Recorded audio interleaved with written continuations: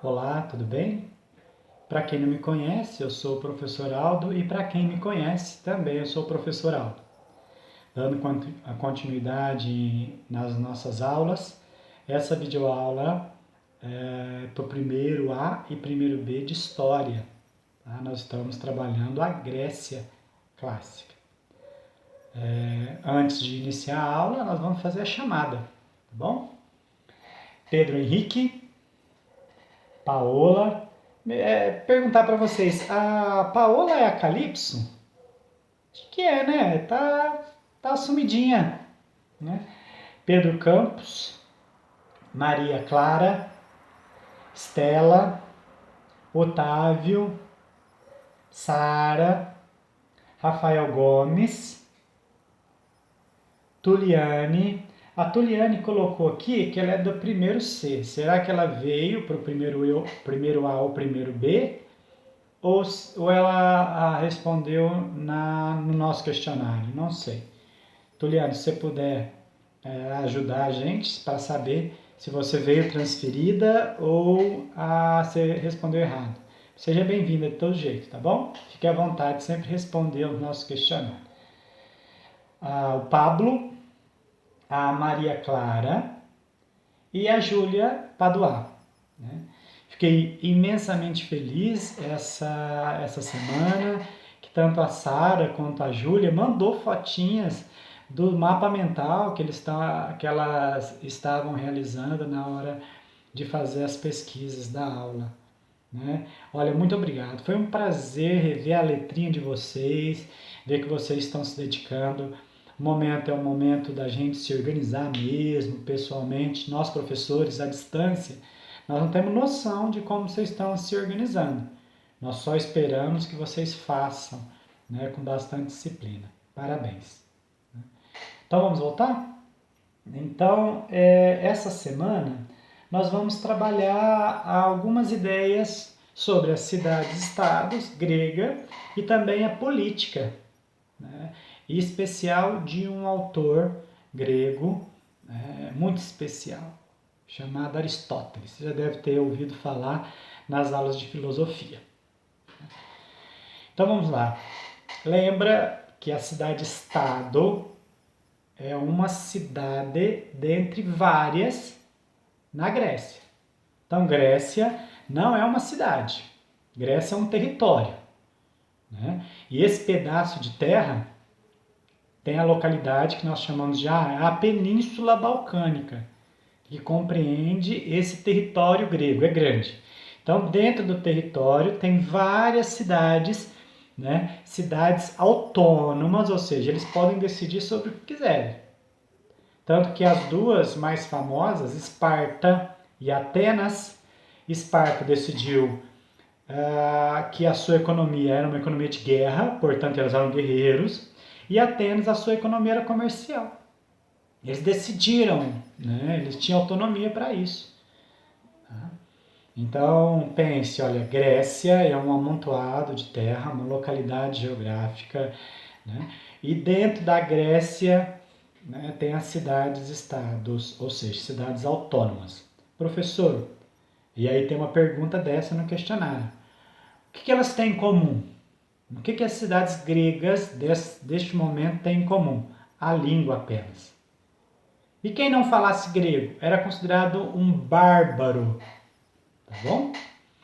E hoje? Hoje nós também temos estados dentro de um país. Nós temos o Brasil, o estado de São Paulo, o estado de Minas Gerais. Né? É a mesma coisa? Não, não é a mesma coisa. Porque nós partilhamos um conjunto de leis. Né? Então nós temos uma unidade com o Distrito Federal, com a Brasília. Nós partilhamos não só a língua, como um conjunto de leis. Ficou claro?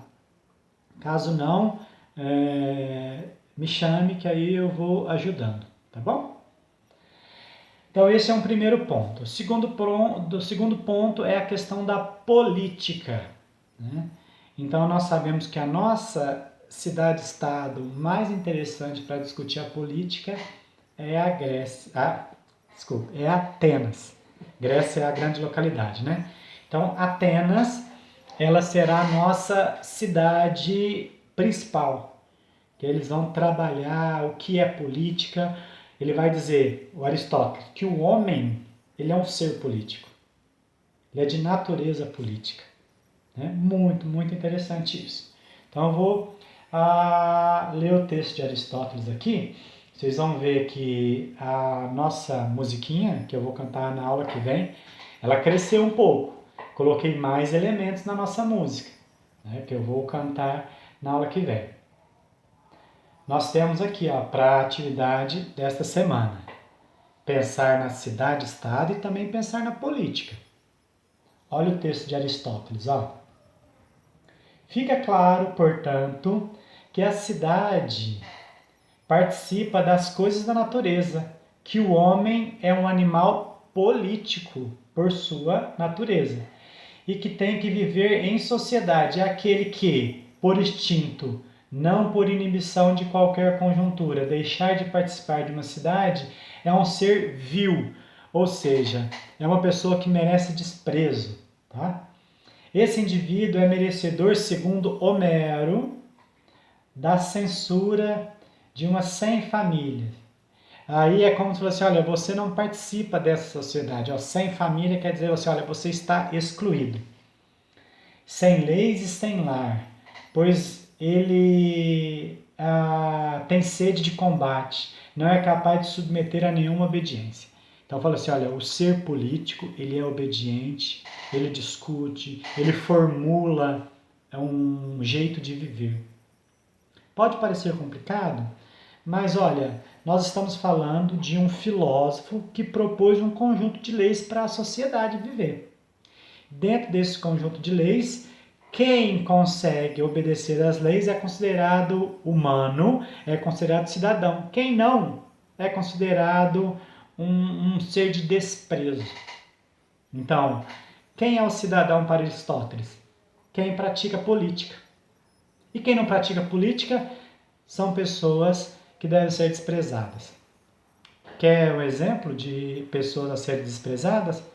Mulheres não praticam a política, estrangeiros não praticam a política, escravos não praticam a política. Então, quem é o cidadão? Quem merece ser reconhecido numa cidade?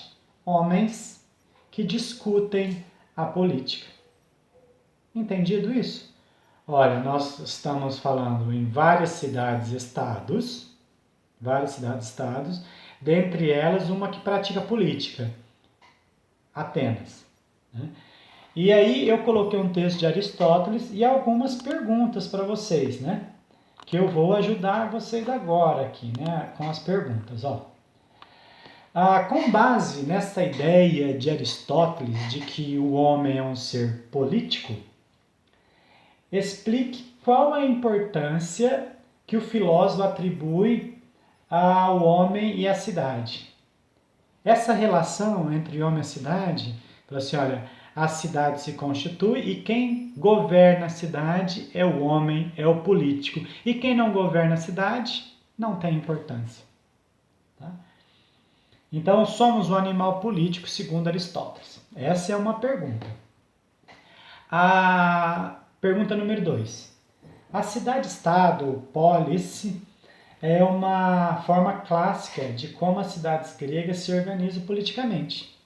Explique o conceito de cidade-estado. Então, o que é cidade-estado? Uma organização autônoma, ou seja, que faz suas próprias leis.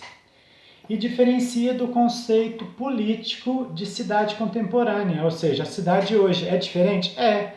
Nós podemos gerir a nossa cidade, mas ela está ligada ao Estado de São Paulo, que por sua vez está ligado ao Distrito Federal. Então nós devemos obediência a outras instâncias. Nós não temos autonomia total, não. Nossa autonomia é parcial.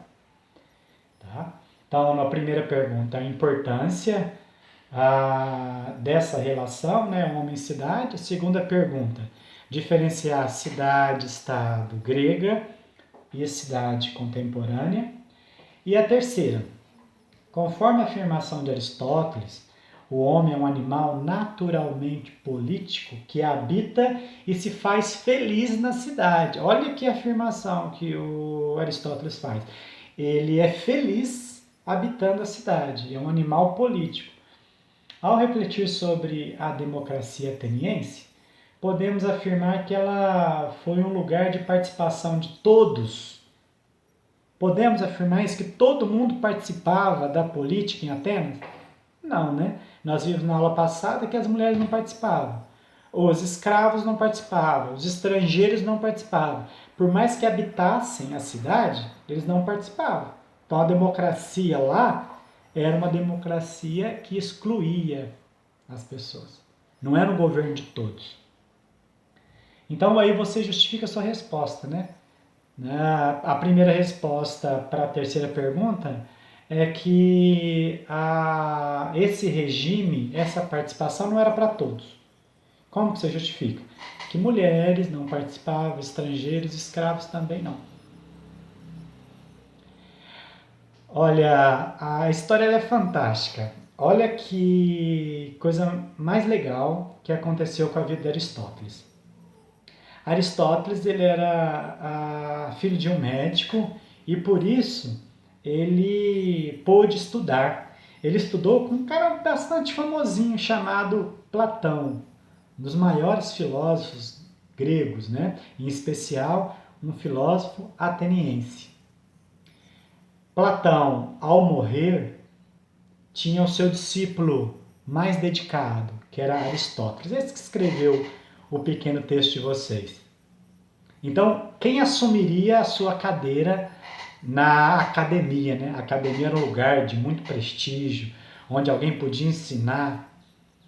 Aristóteles era o mais cotado para isso. Mas, apesar dele ter estudado com um ateniense, ele não era ateniense. Logo, ele foi impedido de tomar o poder na academia, que seria a nossa faculdade hoje, né? Ele não pôde dar aula, né? Porque ele era filho de um médico estrangeiro, ele não era cidadão ateniense. Então, um homem que passou a vida inteira falando de leis, ele teve que se curvar à lei ateniense, onde dizia: só é cidadão ateniense filho, homem, de pai e mãe ateniense. Como Aristóteles não era, ele teve que sair, com a morte de Platão, seu mestre, ele teve que sair da cidade-estado. Tudo bem? Por hoje é só, o texto ficou um pouquinho mais longo, mas eu creio que vocês vão dar conta. Muito obrigado, vocês que estão mandando as atividades, estão fazendo com carinho, né? Desejo que vocês fiquem bem, né? E até a próxima. Grande abraço, fiquem com Deus.